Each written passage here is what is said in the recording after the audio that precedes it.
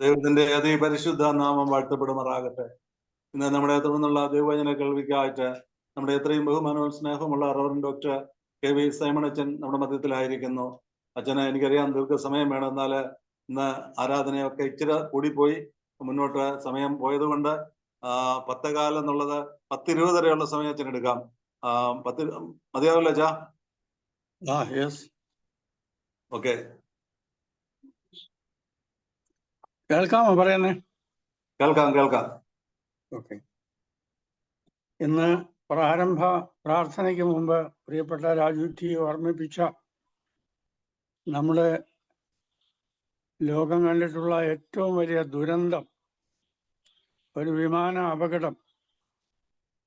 ഹൈദരാബാദിൽ നിന്ന്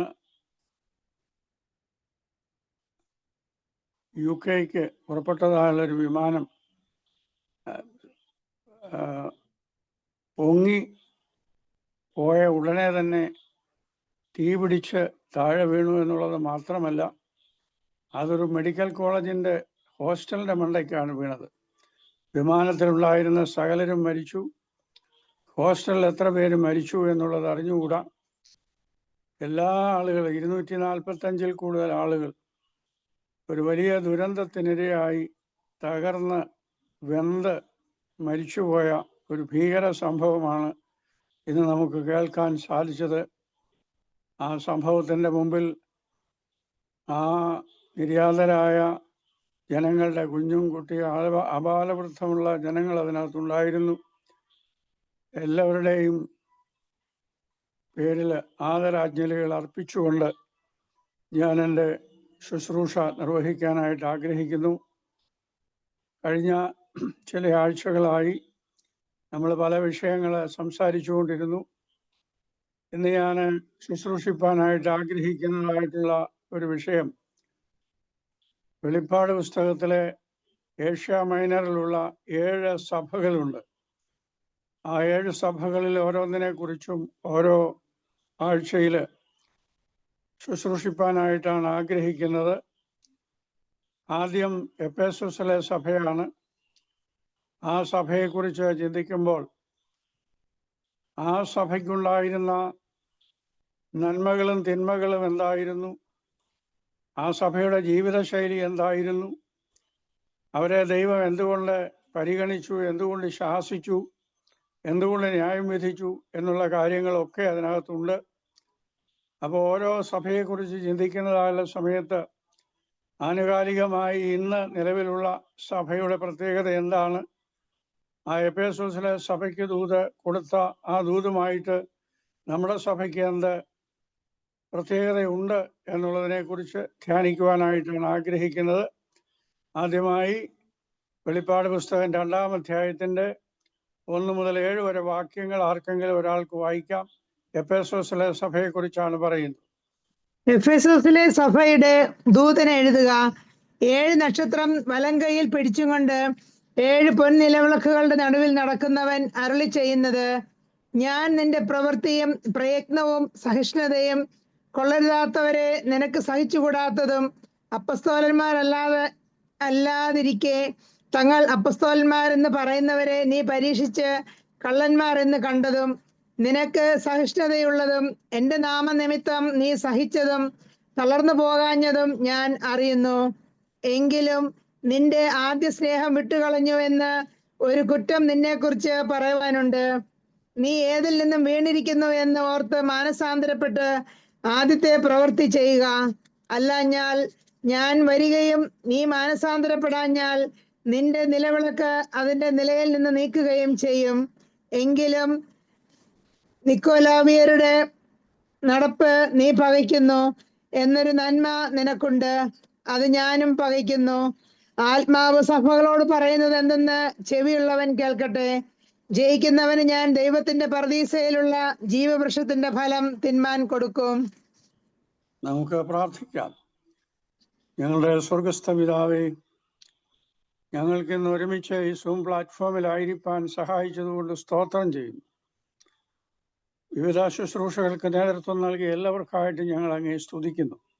സങ്കീർത്തനം വായിച്ചവര്, ധ്യാനിച്ചവര്, ഗാനങ്ങൾ ആലപിച്ചവര്, പ്രാർത്ഥിച്ചവര്, മധ്യസ്ഥ പ്രാർത്ഥന നിർവഹിച്ചവരെല്ലാവരെയും ദൈവത്തിൻ്റെ കരങ്ങളിൽ സമർപ്പിക്കുന്നു. കർത്താവേ, ഇന്ന് ഞങ്ങൾ ദൈവവചനം ശ്രവിക്കുവാനായിട്ട് ഞങ്ങളുടെ കാതുകളെയും ഞങ്ങളുടെ ഹൃദയങ്ങളെയും അവിടുന്ന് തുറന്നു തരണമേ. അത് ഞങ്ങളുടെ ജീവിതത്തിൽ ക്രിയ ചെയ്യുവാനായിട്ട് ഇടയാക്കുകയും ചെയ്യണം. യേശുവിൻ്റെ നാമത്തിൽ ഞങ്ങളുടെ പ്രാർത്ഥന കേൾക്കണമേ. ഞാൻ ദുരന്തത്തെക്കുറിച്ച് പറഞ്ഞപ്പോൾ ഹൈദരാബാദിൽ നിന്നാണ് പറഞ്ഞത്, അഹമ്മദാബാദ് എന്നുള്ളതാണ് ഞാൻ ചിന്തിച്ചത്. അഹമ്മദാബാദിൽ നിന്ന് UK പോയ ആ പ്ലെയിനാണ് തകർന്ന് താഴെ വീണത്. വെളിപ്പാട് പുസ്തകം എന്ന് പറഞ്ഞിരിക്കുന്നത് മറഞ്ഞിരിക്കുന്ന കാര്യങ്ങളെ വെളിപ്പെടുത്തുന്ന പുസ്തകമാണ്. റെവലേഷൻ എന്നാണ് അതിൻ്റെ അർത്ഥം. റിവീൽ ചെയ്യുക, വെളിപ്പെടുത്തുക. മറഞ്ഞിരിക്കുന്ന കാര്യങ്ങളും മറഞ്ഞിരിക്കുന്ന സംഭവങ്ങളും മറഞ്ഞിരിക്കുന്ന ദൂതുകളും വെളിപ്പെടുത്തി തരികയാണ് ചെയ്യുന്നത്. കർത്താവിൻ്റെ അരുമശിഷ്യനായിരുന്ന യോഹന്നാൻ അപ്പോസ്തലന് പത്മോസ് ദ്വീപിൽ കർത്തൃദിവസത്തിൽ വിവശനം ഉണ്ടായപ്പോൾ കർത്താവിൻ്റെ മഹത്വ പ്രത്യക്ഷതയുടെ ഒരു ഫോർടേസ്റ്റ്, ഒരു മുൻ ആസ്വാദ്യം യോഹന്നാന് ലഭിക്കുന്നു. യോഹന്നാൻ ഏഷ്യ മൈനറിൽ സുവിശേഷം പ്രഘോഷിച്ച ഒരു വ്യക്തിയായിരുന്നു എന്നും ആ വ്യക്തി ആയിരുന്നത് കൊണ്ടാണ് യോഹന്നാന് ഈ ഒരു ദർശനം ലഭിച്ചതെന്നും ആ സുവിശേഷം പ്രസംഗിച്ചതിൻ്റെ ഫലമായി യോഹന്നാൻ പത്മോസ് ദ്വീപിൽ സുവിശേഷം നിമിത്തം തടവിലായി, പത്മോസ് ദ്വീപിൽ ഏകാന്ത തടവിലായി എന്നും നമ്മുടെ ചരിത്രം നമ്മെ ഓർമ്മിപ്പിക്കുന്നുണ്ട്. ഏഷ്യ മൈനറിൽ നിലനിന്നിരുന്ന 7 സഭകൾക്കാണ് ഈ ദൂത് പകർന്നു കൊടുക്കാനായിട്ട് യോഹന്നാന് ദർശനം ഉണ്ടായത്. പീഡനത്തിൻ്റെയും കഷ്ടതയുടെയും കണ്ണുനീരിൻ്റെയും കയ്പുനീർ കുടിച്ചിറക്കിയ വിശ്വാസ സമൂഹത്തിനാണ് ഓരോ ദൂതും അവിടുന്ന് പകർന്ന് നൽകുന്നത്. തൃത്വനാമത്തിലാണ് ഈ സന്ദേശം യോഹന്നാൻ നൽകുന്നത്. ആകുന്നവനും ആയിരുന്നവനും വരുവാൻ ദൈവം, അവൻ്റെ സിംഹാസനത്തിൻ്റെ മുമ്പിലുള്ള 7 ആത്മാക്കൾ, അതായത് പരിശുദ്ധാത്മാവ്. 7 ആത്മാക്കൾ എന്ന് പറയുമ്പോൾ ആത്മാക്കളുടെ 7 മാനങ്ങൾ വെളിപ്പാട് പുസ്തകത്തിൽ പറയുന്നുണ്ട്. യഹോവയുടെ ആത്മാവ്, ജ്ഞാനത്തിൻ്റെ ആത്മാവ്, വിവേകത്തിൻ്റെ ആത്മാവ്, ആലോചനയുടെ ആത്മാവ്, വീര്യത്തിൻ്റെ ആത്മാവ്, പരിജ്ഞാനത്തിൻ്റെ ആത്മാവ്, യഹോവ ഭക്തിയുടെ ആത്മാവ്. യെശയ്യാപ്രവചനം 11-ാം അധ്യായം. ദൈവാത്മാവിൻ്റെ 7 ഡയമെൻഷൻസ് ആണ് അവിടെ രേഖപ്പെടുത്തിയിരിക്കുന്നത്.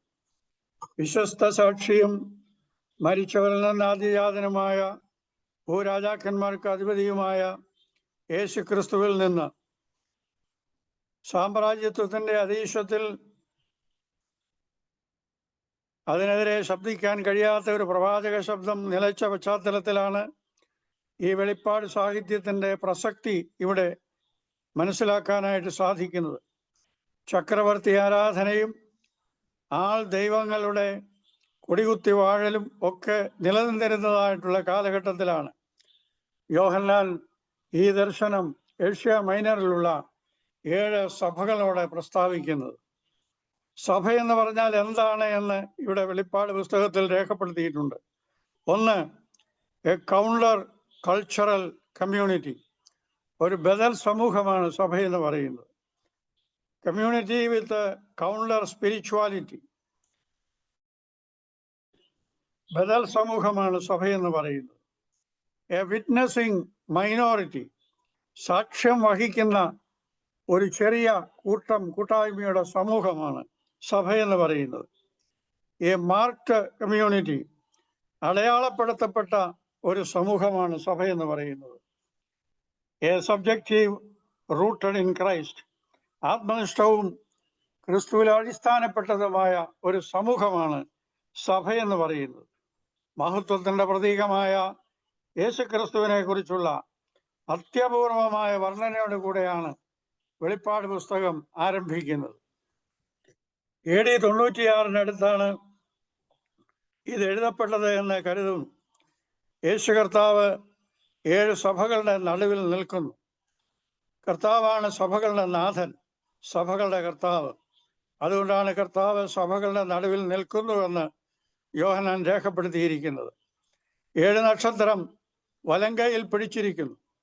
7 നക്ഷത്രം എന്ന് പറയുന്നത് 7 സഭകളുടെ ദൂതന്മാരാണ് എന്നവിടെ അർത്ഥം കൊടുത്തിട്ടുണ്ട്. സഭകളുടെ ദൂതന്മാർ സഭയോടെ വചനം പ്രഘോഷിക്കാനായിട്ട് നിയോഗിക്കപ്പെട്ടവരാണ്. അവർ കർത്താവിൻ്റെ കരങ്ങളിൽ എന്ന് പറയുമ്പോൾ അവർ കർത്താവിൻ്റെ കരങ്ങളിൽ സുരക്ഷിതരാണ് എന്ന് അവിടെ രേഖപ്പെടുത്തിയിരിക്കുന്നു. യേശു കർത്താവിൻ്റെ മഹത്വത്തിൻ്റെ വർണ്ണനയാണ് പ്രാരംഭത്തിൽ ഇവിടെ വർണ്ണിച്ചിരിക്കുന്നത്. വെള്ളനിലയങ്കി ധരിച്ച് പൊൻകച്ച കെട്ടിയ മനുഷ്യപുത്രൻ, ന്യായാധിപൻ, അധികാരം ഉള്ളവൻ, തലയും തലമുടിയും വെളുത്ത പഞ്ഞി പോലെ ഉള്ളവൻ, വിശുദ്ധിയിൽ ഉന്നതൻ, കണ്ണ് അഗ്നിജാലയ്ക്ക് സമൂഹം, യഹോവയുടെ ദൃഷ്ടി തന്നിൽ ഏകാഗ്ര ചിത്തരായിരിക്കുന്നവർക്ക് വേണ്ടി സ്വന്തം ശക്തി വെളിപ്പെടുത്തേണ്ടതിന് ഭൂമിയിൽ എല്ലായിടത്തും ചുറ്റി സഞ്ചരിക്കുന്നു. 2 ദിനവൃത്താന്തം 16:9. താമ്രം കൊണ്ടുള്ള കാലുലയിൽ ചുട്ടുപഴിപ്പിച്ച വെള്ളോട്ടിന് സദൃശം. താമ്രം കൊണ്ടുള്ള യാഗപീഠം പാപത്തിന്റെ ന്യായവിധിക്കായി ദൈവം ഒരുക്കിയിരിക്കുന്ന സമാഗമന കൂടാരത്തിലെ ഒരു ഉപകരണമായിട്ട് രേഖപ്പെടുത്തിയിട്ടുണ്ട്. പെരുവെള്ളത്തിന്റെ ശബ്ദം പോലെയാണ് ഈ കർത്താവിന്റെ ശബ്ദം വെളിപ്പെടുത്തിയിരിക്കുന്നത്. സങ്കീർത്തനം 29 പറയുന്നു, യഹോവയുടെ ശബ്ദം മാൻപേടകളെ പ്രസവിക്കുമാറാക്കുന്നു, വനങ്ങളെ തോലുരിക്കുന്നു, ലബനോനെ പ്രകമ്പനം കൊള്ളിക്കുന്നു. അത് അങ്ങനെയുള്ളതായ ശബ്ദം. അവന്റെ വായിൽ നിന്ന് ഇരുവായ്ത്തലയുള്ള വാൾ പുറപ്പെടുന്നു. ഇരുവായ്ത്തലയുള്ള വാൾ എന്ന് പറയുന്നത് ആത്മാവിന്റെ വാളാണ്, ദൈവവചനമാകുന്ന ആത്മാവിന്റെ വാളാണ്. എബ്രായ ലേഖനം 4-ാം അധ്യായത്തിന്റെ 12-ാമത്തെ വാക്യം. ആ വചനം എന്ന് പറയുന്നത് ആത്മാവിനെയും സന്ധിമജ്ജകളെയും തുളച്ചു ചെല്ലുവാനുള്ള കോണം ശക്തിയേറിയ വചനമാണ്. അവന്റെ മുഖം സൂര്യനെ പോലെ പ്രശോഭിക്കുന്നു, ഏത് പ്രകാശത്തെയും പ്രകാശിപ്പിക്കുന്ന സത്യവെളിച്ചം. സഭയെക്കുറിച്ചുള്ള ദർശനം, ലോകത്തെക്കുറിച്ചുള്ള ദർശനം, കർത്താവിന്റെ മഹത്വ പ്രത്യക്ഷതയെക്കുറിച്ചുള്ള ദർശനം, ഈ കാര്യങ്ങളെല്ലാം ഈ വെളിപ്പാട് പുസ്തകത്തിന്റെ പ്രാരംഭത്തിൽ യോഹന്നാൻ അപ്പോസ്തലൻ രേഖപ്പെടുത്തിയിരിക്കുന്നു. ഏഷ്യ മൈനറിലെ 7 സഭകൾക്കുള്ള ആണ് എന്ന് വരികിലും എല്ലാ സഭകൾക്കും, ഇന്ന് ജീവിക്കുന്ന അല്ലെങ്കിൽ ഇന്നായിരിക്കുന്ന എല്ലാ സഭകൾക്കും, എല്ലാ സമൂഹത്തിനുമുള്ള ഒരു പ്രത്യേക ദൂതായിട്ട് ഇതിനെ നമുക്ക് മനസ്സിലാക്കാം. എഫേസോസ്, സ്മുർണ, പെർഗേമോസ്, തുയഥൈര, സർദീസ്, ഫിലദൽഫിയ, ലവോദിക്ക, ഇങ്ങനെ 7 സഭകളെ കുറിച്ചാണ് ഇവിടെ രേഖപ്പെടുത്തിയിരിക്കുന്നത്. ഇന്ന് നമുക്ക് പ്രാരംഭമായി എഫേസോസിലെ സഭയെക്കുറിച്ച് ചിന്തിക്കാം. എഫേസോസ് എന്ന വാക്കിന്റെ അർത്ഥം ഡിസയറബിൾ എന്നാണ്, ആഗ്രഹിക്കത്തക്കത് എന്നാണ് അതിൻ്റെ അർത്ഥം. ഈജിയൻ കടലിനോട് ചേർന്ന് കിടക്കുന്ന ഒരു പ്രധാന തുറമുഖമാണ്, ഒരു വ്യാപാര കേന്ദ്രമാണ് എഫേസോസ് എന്ന് പറയുന്നത്. അർത്തേമിസ് ദേവിയുടെ ക്ഷേത്രം ഇവിടെ സ്ഥിതി ചെയ്യുന്നു. ഈ ക്ഷേത്രത്തിൽ അർത്തേമിസ് ദേവിക്ക് വേണ്ടിയുള്ളതായ ആ വലിയ ബിംബം ഡെമത്രിയോസ് എന്ന് പറയുന്ന തട്ടാനുണ്ടാക്കി അവിടെ എല്ലാവരെയും ഒരുമിച്ച് കൂട്ടി ആരാധിക്കുന്നതായിട്ടുള്ള ഒരു വലിയ സമൂഹമായി അർത്തേമിസ് ദേവിക്ക് വേണ്ടി പ്രതിഷ്ഠിച്ചിരിക്കുന്നതായിട്ടുള്ള വിഗ്രഹം അവിടെ പ്രതിഷ്ഠിച്ചിട്ടുണ്ട്. ഈ ക്ഷേത്രത്തിൽ ദേവദാസി സമ്പ്രദായം ഉണ്ടായിരുന്നു എന്ന് രേഖപ്പെടുത്തിയിട്ടുണ്ട്. അർത്തേമിസ് എന്ന് പറയുന്നത് ഒരു ഗ്രീക്ക് ഗോഡസ് ആണ്. അത് മൂൺ ഗോഡസ് എന്നും പറയപ്പെടുന്നു. ചന്ദ്രദേവൻ ദേവത എന്നാണ് അതിനെ അറിയപ്പെടുന്നത്. ഈ സഭ പൗലോസ് സ്ഥാപിച്ച സഭയെന്ന് കരുതപ്പെടുന്നു. മന്ത്രവാദികളും ആൾ ദൈവങ്ങളും ധാരാളം ഉണ്ടായിരുന്ന ഒരു സഭയായിരുന്നു ഇത്. മഹാപുരോഹിതനായ സ്കേഫായുടെ 7 പുത്രന്മാർ പൗലോസിന്റെ പ്രസംഗത്താൽ വലിയ മാനസാന്തരം ഉണ്ടാകുന്നതും അവർ മാനസാന്തരപ്പെടുന്നതും, അനേക ആളുകൾ വന്ന് പൗലോസിന്റെ പ്രസംഗം കേട്ട് മാനസാന്തരപ്പെടുകയും കൊണ്ടിരുന്ന ക്ഷുദ്ര മന്ത്രവാദ പുസ്തകങ്ങളെല്ലാം ചുട്ട് കളയുകയും ചെയ്യുന്നു. അതിൻ്റെ വില കണക്ക് കൂട്ടിയാൽ 50,000 വെള്ളിക്കാശിന് സമമായ പുസ്തകങ്ങളാണ് അവരവിടെ ചുട്ടുകരിച്ചു കളഞ്ഞത് എന്ന് അവിടെ പറയപ്പെടുന്നു. അതുകൊണ്ട് അർത്തേമിസ് ദേവിയുടെ പേരിൽ എഫേസൂസിൽ വലിയ കലഹമുണ്ടാക്കുന്നു. അനേകരെ മാനസാന്തരപ്പെട്ടപ്പോൾ, അനേകരെ ഈ ക്ഷുദ്ര പ്രയോഗത്തിൽ നിന്ന് മാറിക്കഴിഞ്ഞപ്പോൾ, അർത്തേമീസ് ദേവിയുടെ വിഗ്രഹത്തെ ആരാധിക്കാതെ ജീവനുള്ള ദൈവത്തെ ആരാധിക്കുവാനായിട്ട് വന്നപ്പോൾ അർത്തേമീസ് ദേവിയുടെ പേരിൽ ആ എഫെസോസിൽ വലിയ കലഹമുണ്ടായി എന്ന് അപ്പോസ്തല പ്രവൃത്തികളിൽ നമ്മൾ വായിക്കുന്നുണ്ട്. 7 പൊൻനിലവിളക്കുകളുടെ നടുവിൽ നിൽക്കുന്ന സർവശക്തനായ ദൈവം എഫെസോസിലെ സഭയോട് പറയുന്നതായിട്ടുള്ള ദൂത് എന്താണ് എന്ന് നമുക്ക് ശ്രമിക്കാം. എഫെസോസിലെ സഭയെ പ്രശംസിച്ചാണ് ആദ്യം പറയുന്നത്. നിങ്ങൾ സഹനമുള്ളവരാണ്, ക്ഷീണിച്ചു പോകാത്ത വിശ്വാസം, സ്ഥിരമായുള്ള ദുഷ്ടതയോട് സന്ധിയില്ലാത്ത സമരം നിങ്ങൾ ചെയ്തിട്ടുണ്ട്. വ്യാജ അപ്പോസ്തലന്മാരെ നിങ്ങൾ കൈക്കൊള്ളാതിരുന്നിട്ടുണ്ട്. ഇങ്ങനെ ഒരുപാട് കാര്യങ്ങൾ പ്രശംസിച്ച് പറയുന്നുണ്ട്. അതുപോലെ തന്നെ പറയുകയാണ്, നിക്കോലോവിയരുടെ ഉപദേശം നിങ്ങൾ തള്ളിക്കളഞ്ഞു. നിക്കോലോവിയരുടെ ഉപദേശം എന്ന് പറയുന്ന കൊരിന്ത്യ സഭയിലും ഉണ്ടായിരുന്നു. അവരുടെ ഉപദേശം എന്ന് പറയുന്ന ആത്മാവിനെയും ശരീരത്തെയും വെവ്വേറെയായി കാണുന്ന ഉപദേശമാണ്. ശരീരത്തിൽ ചെയ്യുന്നതായിട്ടുള്ള പാപം ആത്മാവിനെ ബാധിക്കുന്നില്ല എന്നും ആത്മാവ് അതിൽ നിന്ന് സ്വതന്ത്രമാണെന്നും ശരീരത്തിൽ എന്ത് ചെയ്താലും അത് കുഴപ്പമില്ല എന്നും വാദിക്കുന്നതായിട്ടുള്ള ഒരു തത്വസംഹിതയാണ് നിക്കോലോവിയ തത്വസംഹിത. അത് കൊരിന്ത്യ സഭയിലും ഉണ്ടായിരുന്നു എന്ന് കൊരിന്ത്യ ലേഖനം പഠിക്കുമ്പോൾ നമുക്കവിടെ കാണുവാനായിട്ട് സാധിക്കും. അതുകൊണ്ട് അങ്ങനെ നിക്കോലോവിയരുടെ ഉപദേശം നിങ്ങൾ തള്ളിക്കളഞ്ഞതുകൊണ്ട് നിങ്ങളെ പ്രശംസിക്കുന്നു എന്നാണ് കർത്താവ് എഫെസോസിലെ സഭയെക്കുറിച്ച് പറയുന്നത്. അതുമാത്രമല്ല, അവിടെ വേറെ പല വിധത്തിലുള്ളതായ ദുർമാർഗങ്ങൾ ഈ സഭയിൽ നിലനിന്നിരുന്നു എന്ന് പറയുന്നുണ്ട്. ഹോമോസെക്ഷുവാലിറ്റി, സ്വർഗരതി, അതുപോലെ തന്നെ വ്യഭിചാരം, ലിവിങ് ടുഗദർ, ഇതെല്ലാം അവിടെ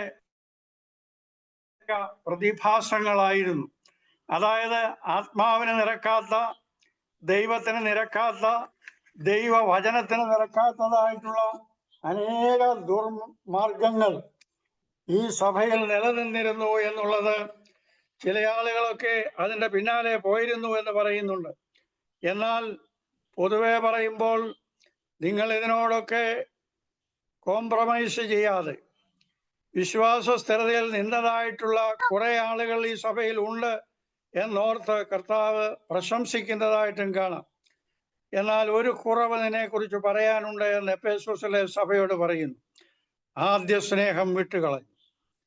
പണ്ടുണ്ടായിരുന്ന സ്നേഹം, ആദിമകാലത്ത് വിശ്വാസത്തിലേക്ക് കടന്നു വന്നപ്പോൾ ഉണ്ടായിരുന്നതായിട്ടുള്ള സ്നേഹം, വിശ്വാസത്തിൻ്റെ പ്രാരംഭ ദശകളിൽ ആദ്യകാലങ്ങളിൽ ഉണ്ടായിരുന്നതായിട്ടുള്ള ആ സ്നേഹം, ദൈവത്തോടുള്ള പ്രതിബദ്ധത, വിധേയത്വം, സമർപ്പണം, ഇതെല്ലാം കുറഞ്ഞു പോയിരിക്കുന്നില്ലേ എന്ന് കർത്താവ് ചോദിക്കുകയാണിത്. എന്താണ് ദൈവസ്നേഹം എന്ന് പറയുന്നത്? ദൈവസ്നേഹത്തിന് ഗ്രീക്ക് ഭാഷയിൽ ഉപയോഗിച്ചിരിക്കുന്ന പദം അഗപ്പെ എന്നാണ്. അത് ഡിവൈൻ ലവ് ആണ്, അൺകണ്ടീഷണൽ ലവ് ആണ്. റോമാലേഖനം 5-ാം അധ്യായത്തിൽ നമ്മൾ വായിക്കുന്നുണ്ട്, നിങ്ങൾ പാപികളായിരിക്കുമ്പോൾ തന്നെ ദൈവം തൻ്റെ പുത്രനെ നിങ്ങൾക്ക് ഏൽപ്പിച്ചു തരികയാൽ അവന് നമ്മളോടുള്ള സ്നേഹത്തെ പ്രദർശിപ്പിച്ചിരിക്കുന്നു. അതുകൊണ്ട് നമ്മൾ പാപികളായിരിക്കുമ്പോഴും ദൈവം നമ്മെ സ്നേഹിച്ചു, നമ്മെ വീണ്ടെടുക്കാൻ തന്റെ പുത്രനെ ഈ ലോകത്തിലേക്ക് അയച്ചു. യോഹന്നാന്റെ സുവിശേഷം 3-ാം അധ്യായം 16-ാം വാക്യത്തിൽ പറയുന്നത്, തന്റെ ഏകജാതനായ പുത്രനെ നൽകുവാൻ തക്കോണം ദൈവം ലോകത്തെ സ്നേഹിച്ചു, ആരും നശിച്ചു പോകാതെ നിത്യജീവൻ പ്രാപിക്കേണ്ടതിന് ദൈവം ലോകത്തെ സ്നേഹിച്ചു എന്ന് പറയുന്ന അനുഭവം. അതുകൊണ്ട് ദൈവസ്നേഹം, ഡിവൈൻ ലവ് അല്ലെങ്കിൽ അഗപ്പെ എന്ന് പറയുന്നത് 1 കൊരിന്ത്യർ 13-ാം അധ്യായത്തിൽ നമ്മൾ വായിക്കുന്ന സ്നേഹത്തോട് സമാനമാണ്. ആ സ്നേഹം ദീർഘമായി ക്ഷമിക്കുന്നു, ദയ കാണിക്കുന്നു, സ്പർദ്ധിക്കുന്നില്ല, നിഗളിക്കുന്നില്ല, ചീർക്കുന്നില്ല, അയോഗ്യമായി നടക്കുന്നില്ല, സ്വാർത്ഥം അന്വേഷിക്കുന്നില്ല, ദ്വേഷ്യപ്പെടുന്നില്ല, ദോഷം കണക്കിടുന്നില്ല, എല്ലാം പൊറുക്കുന്നു, എല്ലാം വിശ്വസിക്കുന്നു, എല്ലാം പ്രത്യാശിക്കുന്നു, എല്ലാം സഹിക്കുന്നു. സ്നേഹം ഒരു നാൾ മുതിർന്നു പോകുകയില്ല എന്ന് പറയുന്നു. പ്രവചനപരമോ നിന്നുപോകും, ഭാഷാപരമോ നീങ്ങിപ്പോകും. എന്നാൽ വിശ്വാസം, പ്രത്യാശ, സ്നേഹം ഇവ മൂന്നും നിലനിൽക്കുന്നു. ഇവയിൽ വലിയതോ സ്നേഹം തന്നെ എന്ന് 1 കൊരിന്ത്യർ 13 അധ്യായത്തിൽ നമ്മൾ അവിടെ അപ്പോസ്തലൻ രേഖപ്പെടുത്തിയിട്ടുണ്ട്. സ്നേഹം നഷ്ടപ്പെടുമ്പോൾ എന്താണ് സംഭവിക്കുന്നത്? ക്രിസ്തു കേന്ദ്രീകൃത ജീവിത ശൈലി നഷ്ടപ്പെടുന്നു. വിശ്വാസ സമൂഹം ജീർണതയിലേക്ക് അധപ്പതിക്കുന്നു. ക്രിസ്തുവിൽ വസിക്കാത്ത ഒരു സഭയ്ക്ക് ഇതെല്ലാം നഷ്ടപ്പെടുന്നു. ക്രിസ്തുവിൽ വസിക്കാതെ ഒരു സഭയ്ക്കും ഒരു വിശ്വാസിക്കും ഈ ലോകത്തിൽ നിലനിൽപ്പില്ല എന്ന് ദൈവത്തിൻ്റെ വചനം ശക്തമായി നമ്മളോട് പറയുന്നു. അതുകൊണ്ട് നമ്മൾ എന്താണ് ചെയ്യേണ്ടത്? മടങ്ങി വരിക, കം ബാക്ക്, റിട്ടേൺ. പഴയ നിയമ പ്രവചനങ്ങളിലെല്ലാം പറയുന്നത്, പ്രവാചക പുസ്തകങ്ങളിലെ പ്രധാന സന്ദേശം എന്ന് പറയുന്നത് മാനസാന്തരപ്പെടുക, മടങ്ങി വരിക, ദൈവത്തിൽ വിശ്വസിക്കുക എന്നുള്ളതാണ്. ഇവിടെ പറയുന്നത് ഏതിൽ നിന്ന് വീണിരിക്കുന്നു എന്ന് മനസ്സിലാക്കുക, ആദ്യത്തെ പ്രവൃത്തി ചെയ്യുക. എവിടെയാണ് വീഴ്ച പറ്റിയതെന്ന് മനസ്സിലാക്കേണ്ടത് ആവശ്യമുണ്ട്. എലിശാ പ്രവാചകന്റെ ശിഷ്യന്മാർ ഒരു വീട് പണിയുന്നതിനായിട്ട് എലിശാ പ്രവാചകനോട് അനുവാദം ചോദിച്ചായിട്ട് പോകുന്നു. കടിവെട്ടാൻ പോയ കൂട്ടത്തിൽ ഒരുവന്റെ കോടാലി ഊരി കടലിൽ വീണു. അത് വീണ്ടെടുക്കാനായിട്ട് അവന് സാധ്യമായിട്ട് തീർന്നില്ല. അത് വായ്പ വാങ്ങിയ കോടാലിയായിരുന്നു എന്ന് പറഞ്ഞവൻ സങ്കടപ്പെടുന്നു. അപ്പോൾ പ്രവാചകൻ അവനോട് ചോദിച്ചു, എവിടെയാണ് വീണത്? അവൻ വീണ സ്ഥലം കാണിച്ചു കൊടുത്തു. പ്രവാചകൻ ഒരു കമ്പ് വെട്ടി ആ സ്ഥലത്ത് എറിഞ്ഞു. ആ ഇരുമ്പിതാ പൊങ്ങി വരുന്നു. അവന്റെ ആയുധം വെള്ളത്തിലേക്ക് വീണു പോയപ്പോൾ അതെവിടെയാണ് വീണതെന്ന് അവൻ അറിയാമായിരുന്നു. അതുകൊണ്ട് പ്രവാചകനവനെ അത് കാണിച്ചു കൊടുത്തു. പ്രവാചകൻ അതിനെ വീണ്ടെടുത്ത് കൊടുക്കുന്നു. എഫെസോസിലെ സഭയോട് പറയുകയാണ്, എവിടെയാണ് വീണത്? എവിടെയാണ് നിനക്ക് വീഴ്ച പറ്റിയത്? എവിടെയാണ് കുറവ് സംഭവിച്ചത്? എവിടെയാണ് പാപമുണ്ടായത്? എവിടെയാണ് അക്രമമുണ്ടായത്? നീ അവിടേക്ക് മടങ്ങി വരിക എന്ന് പറയുന്നു. ലൂക്കോസിന്റെ സുവിശേഷം 15 അധ്യായത്തിൽ 3 ഉപമകൾ, നഷ്ടപ്പെട്ട 3 കാര്യങ്ങളെ കുറിച്ച് പറയുന്നുണ്ട്. അവിടെ ദ്രഹ്മ നഷ്ടപ്പെട്ട ഒരു സ്ത്രീയെ കുറിച്ച് പറയുന്നു. ആ ദ്രഹ്മ നഷ്ടപ്പെട്ട സ്ഥലം അവൾ മനസ്സിലാക്കി വീട് അടിച്ചുവാരി അത് കണ്ടെടുക്കുമ്പോൾ അവൾ സന്തോഷിക്കുന്നു. ഇങ്ങനെ എവിടെയാണ് നമ്മുടെ സന്തോഷം നഷ്ടപ്പെട്ടത് എന്ന് നമുക്ക് മനസ്സിലായിട്ടുണ്ടെന്ന് വരികിൽ അത് വീണ്ടെടുക്കാനായിട്ട് നമുക്ക് സാധിക്കും. ധൂർത്തനായ പുത്രൻ, മുടിയനായ പുത്രൻ, അവന്റെ ജീവിതത്തിലെ സന്തോഷം എവിടെയാണ് നഷ്ടപ്പെട്ടു പോയതെന്ന് അവന് മനസ്സിലായി. ലൂക്കോസിന്റെ സുവിശേഷം 15 അധ്യായം 17 വാക്യത്തിൽ ഇങ്ങനെ വായിക്കുന്നു, അപ്പോൾ അവന് സുബോധം വന്നു. അവൻ പന്നികളോടുകൂടെ ജീവിച്ചു. മ്ലേച്ഛമായ ഒരു ജീവിത ശൈലിയിലേക്ക് അവൻ പോയി. പിതാവിന്റെ ഭവനത്തിൽ നിന്ന് അവൻ മാറിപ്പോയി. പിതാവിന്റെ കൂട്ടായ്മയിൽ നിന്ന് വേർപെട്ടുപോയി. അവൻ പന്നികളോടുകൂടെ ജീവിതം നയിച്ചു. ഏറ്റവും മ്ലേച്ഛകരമായ ഒരവസ്ഥയിലായിരുന്ന ആ മനുഷ്യൻ ഇതാ മടങ്ങി വരുന്നു. അവന് സുബോധം വന്നപ്പോൾ അവൻ ചിന്തിക്കുകയാണ്, എന്റെ പിതാവിന്റെ ഭവനത്തിൽ എത്രയോ ആളുകൾ ഭക്ഷണം കഴിച്ച് ശേഷിപ്പിച്ചിരിക്കുന്നു. ഞാൻ എൻ്റെ പിതാവിന്റെ ഭവനത്തിലേക്ക് മടങ്ങിപ്പോകുമെന്ന് അവൻ തീരുമാനമെടുക്കുന്നു. അവൻ മടങ്ങി വന്ന് പറയേണ്ട കാര്യങ്ങളൊക്കെ അവൻ ഒരു റിഹേഴ്സലായിട്ടൊക്കെ എടുത്തു. ഞാൻ അപ്പൻ്റെ സന്നിധിയിൽ ചെന്ന് ഇങ്ങനെയൊക്കെ പറയും, അപ്പാ, ഞാൻ നിന്നോടും സ്വർഗത്തോടും പാപം ചെയ്തിരിക്കുന്നു. നിന്റെ മകനെന്ന് വിളിക്കപ്പെടുവാൻ ഞാൻ യോഗ്യനല്ല. നിന്റെ കൂലിക്കാരിൽ ഒരുത്തനെ പോലെ എന്നെ ആക്കണമേ എന്ന് പറഞ്ഞ് അവനിതാ മടങ്ങി വരുന്നു. അതുകൊണ്ട് ആ ഭവനത്തിലെ കൂട്ടായ്മയിലേക്ക്, ആ ഭവനത്തിലെ സന്തോഷത്തിലേക്ക്, ആ ഭവനത്തിലെ വിരുന്നിലേക്ക്, ആ രക്ഷയുടെ അനുഭവത്തിലേക്ക് ആ മനുഷ്യനിതാ മടങ്ങി വരുന്നു. അതാണ് സഭയെക്കുറിച്ചും നമുക്ക് പറയുവാനായിട്ടുള്ളത്. 5 biblical purpose of the church. സഭയെ സംബന്ധിച്ച് കർത്താവ് ആഗ്രഹിക്കുന്ന 5 കാര്യങ്ങളുണ്ട് എന്ന് വേദപുസ്തകം രേഖപ്പെടുത്തുന്നു. ഒന്ന്, വർഷിപ്പ്. ഇന്ന് നമ്മൾ ആരാധന നടത്തി. സഭ എന്ന് പറയുന്നത് ഒരു വർഷിപ്പിംഗ് കമ്മ്യൂണിറ്റിയാണ്, ആരാധനാ സമൂഹമാണ്. ആരാധനയില്ലാതെ സഭയ്ക്ക് നിലനിൽപ്പില്ല. അതുപോലെ തന്നെ ഒരു ഫെലോഷിപ്പ് ഉണ്ട്, കൂട്ടായ്മയുണ്ട്. ആദിമസഭയെ കുറിച്ച് രേഖപ്പെടുത്തിയിരിക്കുന്നത് അപ്പോസ്തല പ്രവൃത്തികളിൽ അവർ അപ്പോസ്തലന്മാരുടെ ഉപദേശം കേട്ടും കൂട്ടായ്മ ആചരിച്ചും അപ്പം നുറുക്കിയും പ്രാർത്ഥന കഴിച്ചും പോന്നു എന്ന് പറയുന്നു. അതുകൊണ്ട് വർഷിപ്പ്, ഫെലോഷിപ്പ്, ഡിസൈപ്പിൾഷിപ്പ് സഭയുടെ പ്രത്യേകതയാണ്. സഭ എന്ന് പറയുന്നത് ശിഷ്യത്വത്തിലേക്ക് വിളിക്കുന്ന ഒരു സമൂഹമാണ്. വിശ്വാസികളെ മാത്രമല്ല സഭയിൽ ഉൾപ്പെടുത്തുന്നത്, ശിഷ്യരായിരിക്കാനാണ് കർത്താവ് നമ്മളെ വിളിച്ചിരിക്കുന്നത്. കർത്താവിൻ്റെ നിയോഗം എന്തായിരുന്നു? നിങ്ങൾ പുറപ്പെട്ടു പോയി പിതാവിൻ്റെയും പുത്രൻ്റെയും പരിശുദ്ധാത്മാവിൻ്റെയും നാമത്തിൽ സ്നാനം കഴിപ്പിച്ചും ഞാൻ നിങ്ങളോട് കൽപ്പിച്ചതൊക്കെയും പ്രമാണിപ്പാൻ ഉപദേശിച്ചും കൊണ്ട് സകല ജാതികളെയും ശിഷ്യരാക്കിക്കൊള്ളുവീൻ എന്നാ പറയുന്നത്. വിശ്വാസികളാക്കുക എന്നുള്ളതല്ല, ശിഷ്യരാക്കുക.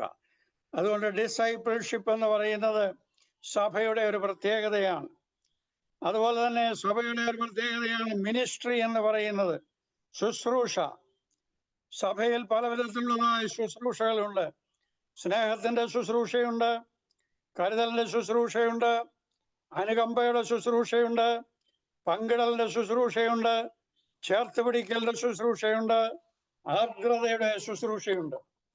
അതുപോലെ തന്നെ സഭയുടെ പർപ്പസ് എന്ന് പറയുന്നത് മിഷനാണ്, ദൗത്യമാണ്. കർത്താവായ യേശു ക്രിസ്തു തന്റെ ശിഷ്യന്മാരോട് പറഞ്ഞു, എൻ്റെ പിതാവ് എന്നെ അയച്ചതുപോലെ ഞാൻ നിങ്ങളെ ഈ ലോകത്തിലേക്ക് അയക്കും. അതുകൊണ്ട് 5 biblical purpose of the church എന്ന് പറയുന്നത് worship, fellowship, discipleship, ministry and mission. ഈ കാര്യങ്ങൾ ചെയ്യുവാനായിട്ടാണ് സഭയെ ദൈവം ഈ ലോകത്തിൽ ഏൽപ്പിച്ചിരിക്കുന്നത്. എഫെസോസിലെ സഭയ്ക്ക് മാത്രമല്ല, ഇന്ന് ലോകത്തിലായിരിക്കുന്ന ഏത് സഭയ്ക്കും ഈ ഉത്തരവാദിത്വം, ഈ നിയോഗം നമ്മുടെ കർത്താവ് നൽകിയിട്ടുണ്ട് എന്നുള്ളത് നമ്മൾ ഒരിക്കലും മറന്നു കളയരുത്.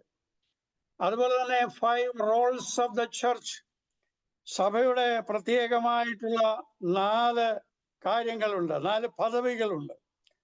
ആ 4 പദവികൾ എന്തൊക്കെയാണ്? ഒന്ന്, ഡിഡാക്കെ. ഡിഡാക്കെ എന്ന് പറഞ്ഞാൽ ടീച്ചിങ് എന്നാണ്. സഭ പഠിപ്പിക്കലിന്റെ ഉപദേശമാണ്. കർത്താവായ യേശു ക്രിസ്തുവിന് ത്രിമാന ശുശ്രൂഷകൾ ഉണ്ടായിരുന്നു: പ്രീച്ചിങ്, ടീച്ചിങ് ആൻഡ് ഹീലിംഗ്. അതുകൊണ്ട് ടീച്ചിങ് എന്ന് പറയുന്നത് സഭയുടെ പ്രധാനപ്പെട്ടതായ ഒരു ശുശ്രൂഷയാണ്. വചനം പ്രസംഗിക്കുക മാത്രമല്ല, വചനം പഠിപ്പിക്കുക എന്നുള്ളത് സഭയുടെ ഏറ്റവും പ്രധാനപ്പെട്ട ഒരു ശുശ്രൂഷയാണ്. അതൊരു മിനിസ്ട്രിയാണ്, ഒരു മിഷനാണ്. ഡിഡാക്കെ, അവർ അപ്പോസ്തലന്മാരുടെ ഉപദേശം കേട്ടു. ഇന്ന് സഭയിൽ ടീച്ചിങ് മിനിസ്ട്രി വളരെ കുറഞ്ഞിരിക്കുന്ന ഒരു കാലഘട്ടത്തിലാണ് നമ്മളിന്ന് ജീവിക്കുന്നത്. 2, സഭയുടെ റോൾ എന്ന് പറയുന്നത് ലിറ്റർജിയ, വർഷിപ്പിംഗ്, വിറ്റ്നസിങ് ആൻഡ് വെയിറ്റിംഗ്. ആ സഭയ്ക്ക് ഒരാരാധനയുണ്ട്. ആരാധനാ സമൂഹമാണ് സഭ എന്ന് പറയുന്നത്. ആരാധിക്കുവാൻ, പാടുവാൻ, നമ്മൾ മുമ്പേ പാടിയല്ലോ, ആരാധിക്കുവാൻ നമുക്ക് കാര്യമുണ്ട്, പ്രാർത്ഥിക്കുവാൻ നമുക്ക് കാര്യമുണ്ട്, നമുക്ക് സാക്ഷിക്കുവാൻ കാര്യമുണ്ട്. ഇതെല്ലാം സഭയെ ദൈവം ഫലമേൽപ്പിച്ചിരിക്കുന്നതായിട്ടുള്ള പ്രത്യേക റോളാണ്. അതുകൊണ്ട് ഡിഡാക്കെ, ലിറ്റർജിയ, വർഷിപ്പ്, കോയിനോണിയ എന്ന് പറയുന്നത് ഫെലോഷിപ്പാണ്, കൂട്ടായ്മയാണ്. എന്നെ പിരിഞ്ഞ് നിങ്ങൾക്കൊന്നും ചെയ്യുവാൻ കഴിയുകയില്ല എന്ന് കർത്താവ് പറഞ്ഞു.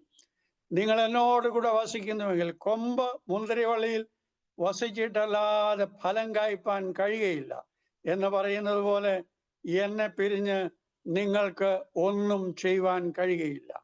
അതുകൊണ്ട് മുന്തിരിവള്ളി ഫലം പുറപ്പെടുവിക്കുന്നതിന് വഴിയിൽ അതിൻ്റെ കൊമ്പുകൾ, അതിൻ്റെ തായ്തടിയാകാം കർത്താവായ യേശു ക്രിസ്തുവുമായി ബന്ധപ്പെട്ടിരുന്നെങ്കിൽ മാത്രമേ ഫലം കായ്ക്കുവാനായിട്ട് സാധ്യമാകുകയുള്ളൂ. അതുകൊണ്ട് fellowship.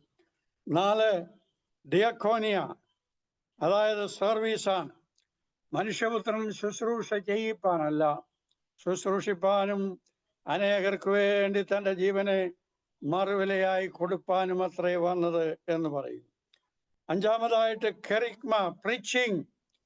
V have a preaching ministry. 5 റോളാണ് സഭയുടേത്: ഡിഡക്കെ, ടീച്ചിങ്; ലിറ്റർജിയ, വർഷിപ്പ്; കൊയിനോണിയ, ഫെലോഷിപ്പ്; ഡയക്കോണിയ, സർവീസ്; ആൻഡ് കെറിഗ്മ, പ്രീച്ചിങ്. ഈ 5 റോൾ സഭയെ ഏൽപ്പിച്ചിട്ടുണ്ട്. ഇതിലൊന്നും നമുക്ക് നഷ്ടപ്പെടുത്താനായിട്ട് സാധ്യമല്ല. ഇതിലൊന്നും കുറവ് വരുത്തുവാനായിട്ട് പാടില്ല. ഇതെല്ലാം സഭയുടെ റോളിൽ പെട്ടതാണ്, സഭയുടെ ശുശ്രൂഷ സരണികളിൽ പെട്ടതായിട്ടുള്ള പ്രത്യേകതകളാണ്. അതുകൊണ്ടാണ് എഫെസോസിലെ സഭയോട് പറയുന്നത്, ഏതിൽ നിന്ന് വീണിരിക്കുന്നു എന്നുള്ളത് നീ മനസ്സിലാക്കുക. നമ്മളൊരു രോഗവുമായിട്ട് ഒരു ഡോക്ടറുടെ അടുത്ത് ചെല്ലുമ്പോൾ ഡയഗ്നോസ് ചെയ്യാതെ ഒരു ഡോക്ടറും ചികിത്സിക്കത്തില്ല. അവര് ഓരോ കാര്യങ്ങൾ നമ്മളോട് ചോദിക്കും, ചോദിച്ച് മനസ്സിലാക്കും. ചോദിച്ച് മനസ്സിലാക്കിയിട്ട് അത് ശരിയായിട്ട് ഡയഗ്നോസ് ചെയ്യാൻ സാധിച്ചില്ലെങ്കിൽ ഡോക്ടർ പറയും ചില ടെസ്റ്റുകൾ ചെയ്യണം.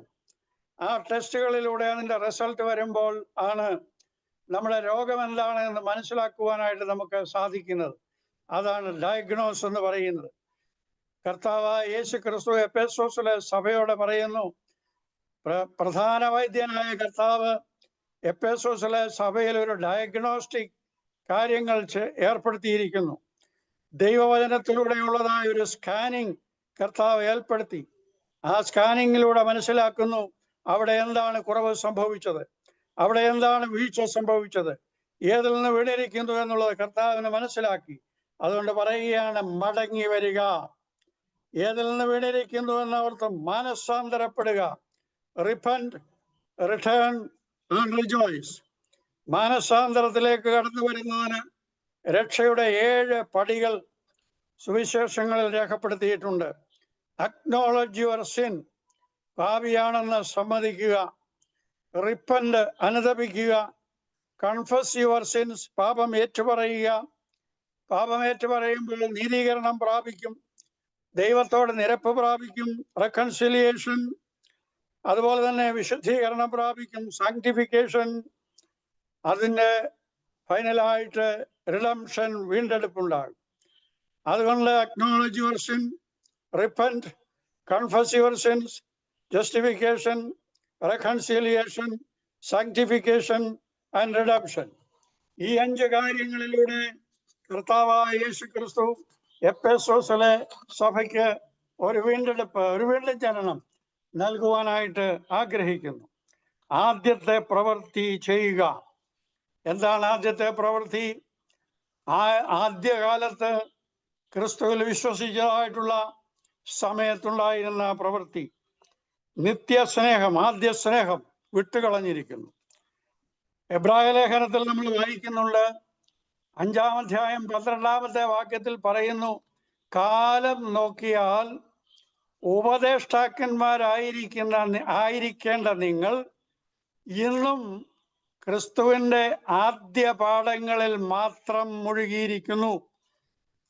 അത് പറയുന്നത്, നിങ്ങൾ ഉപദേശത്തിൽ പക്വത പ്രാപിച്ചു വരേണ്ട സമയമായെങ്കിലും നിങ്ങൾ ഇന്ന് ഉപദേശത്തിൽ ബാലപാഠങ്ങൾ മാത്രം പഠിച്ചുകൊണ്ടിരിക്കുകയാണ്. ഒരു നഴ്സറി സ്റ്റുഡൻറ്റിൻ്റെ ലെവലിൽ മാത്രം നിൽക്കുകയാണ്.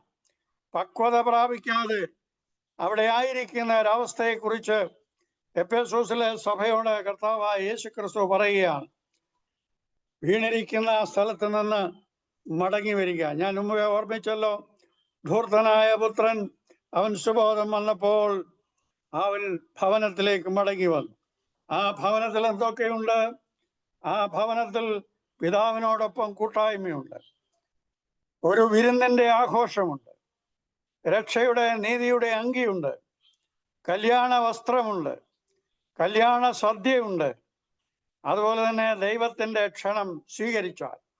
നമ്മൾ വെളിപ്പാട് പുസ്തകം 19-ാം അധ്യായം നമ്മൾ വായിക്കുന്നതായുള്ള സമയത്ത് കുഞ്ഞാടിൻ്റെ കല്യാണ സദ്യയെക്കുറിച്ച് അവിടെ രേഖപ്പെടുത്തിയിട്ടുണ്ട്. കുഞ്ഞാടിൻ്റെ കല്യാണ സദ്യക്ക് ക്ഷണിക്കപ്പെട്ടവർ ഭാഗ്യവാന്മാർ എന്ന് പറയുന്നുണ്ട്. കർത്താവായ യേശുക്രിസ്തു ഒരു രാജാവിന്റെ കല്യാണ വിരുന്നിനെ കുറിച്ച് വിശുദ്ധ മത്തായിയുടെ സുവിശേഷത്തിൽ രേഖപ്പെടുത്തിയിട്ടുണ്ട്. രാജാവ് തന്റെ മകന്റെ കല്യാണ സദ്യക്കായിട്ട് എല്ലാവരെയും ക്ഷണിക്കുന്നു. ആ ക്ഷണം കഴിഞ്ഞതിന് ശേഷം വീണ്ടും അവരെ ഓർമ്മിപ്പിക്കാനായിട്ട് പറഞ്ഞുവിടുന്നു. എന്നാൽ പറഞ്ഞുവിട്ട കൂട്ടത്തിൽ അവരാരും, ക്ഷണിക്കപ്പെട്ടവരാരും കടന്നു വരുന്നതിന് ഇടയായില്ല എന്നവിടെ രേഖപ്പെടുത്തിയിട്ടുണ്ട്. രാജാവ് കോപിഷ്ഠനായി പറയുകയാണ്, ഇനിയും പോയി കാണുന്നവരെയൊക്കെ വിളിച്ചുകൊണ്ടുവരിക എന്ന്. വിളിച്ചുകൊണ്ട് വന്നു. കല്യാണ ശാല വിരുന്നുകാരെ കൊണ്ട് നിറഞ്ഞു. അപ്പോൾ രാജാവ് ആ വിരുന്നുകാരെ സന്ദർശിക്കുന്നതിനായി, നിരീക്ഷിക്കുന്നതിനായി കടന്നു പോയപ്പോൾ കല്യാണ വസ്ത്രമില്ലാതെ ഒരു വ്യക്തി അവിടെ ഇരിക്കുന്നതായിട്ട് മനസ്സിലാക്കി. ആ മനുഷ്യനോട് ചോദിക്കുന്നു, നീ കല്യാണ വസ്ത്രമില്ലാതെ എങ്ങനെ ഇവിടെ കടന്നുകൂടിയെന്ന്. അവനെ പിടിച്ച് ഏറ്റവും പുറത്തുള്ള ഇരുട്ടിലേക്ക് തള്ളിക്കളഞ്ഞു എന്ന് നമ്മൾ വായിക്കുന്നുണ്ട്. അതുകൊണ്ട് നമ്മുടെ ജീവിതത്തിൽ എഫേസോസിലെ സഭയോട് പറയുന്നത് പോലെ ഇന്ന് നാം ആയിരിക്കുന്ന ഏത് സഭയായിരിക്കട്ടെ, ആ സഭയിലുള്ള വിശ്വാസികളോട് കർത്താവിന്റെ ദൂത് പറയുന്നത് ഇതാണ്: ഈ രക്ഷയുടെ സന്തോഷം ഇവിടെയുണ്ട്, ഈ കല്യാണ സദ്യയുണ്ട്, വിരുന്നുശാലയാണിത്, നിങ്ങൾ ഇവിടേക്ക് കടന്നു വരിക എന്ന് പറഞ്ഞ് കർത്താവിന്റെ ക്ഷണം നമുക്ക് ഇങ്ങനെ വന്നുകൊണ്ടിരിക്കുന്നു. കർത്താവ് 50-ാം സങ്കീർത്തനത്തിൽ പറയുന്നു, സൂര്യന്റെ ഉദയം മുതൽ അസ്തമയം വരെയും ദൈവം വിളിച്ചുകൊണ്ടാണ് ഇരിക്കുന്നത്. മത്തായിയുടെ സുവിശേഷം 20-ാം അധ്യായത്തിൽ കർത്താവ് പറയുന്നു, മുന്തിരിത്തോട്ടത്തിലേക്ക് വേലക്കാരെ രാവിലെ മുതൽ 11 മണി നേരം വരെയും വിളിച്ചുകൊണ്ടിരിക്കുകയാണ്. ആ വിളി കേൾക്കുന്ന ഓരോരുത്തരും ആ കർത്താവിന്റെ സന്നിധിയിലേക്ക്, കർത്താവിന്റെ വിരുന്നുശാലയിലേക്ക്, കർത്താവിന്റെ മുന്തിരിത്തോട്ടത്തിലേക്ക് കടന്നു വരാനായിട്ട് ക്ഷണിച്ചുകൊണ്ടാണ് ഇരിക്കുന്നത്. ഈ ക്ഷണം സ്വീകരിക്കുന്നതായിട്ടുള്ള ആളുകൾക്ക് 16 പദവികളുണ്ട്. അതുകൂടെ പറഞ്ഞ് ഞാൻ അവസാനിപ്പിക്കാം. ഈ ക്ഷണം സ്വീകരിക്കുന്നവർക്കുള്ള അവകാശം 16 അവകാശങ്ങളുണ്ട്.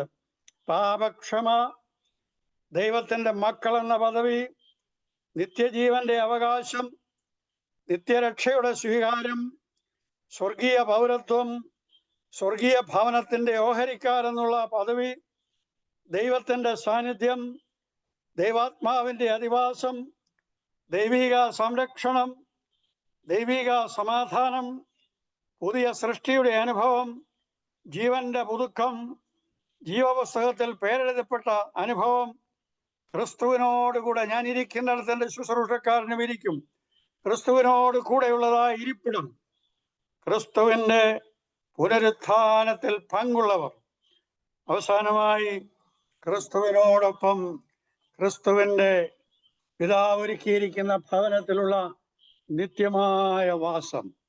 പ്രിയമുള്ളവരെ, എഫേസോസിലെ സഭയോടുള്ള ദൂത് നമ്മൾ കേട്ടു.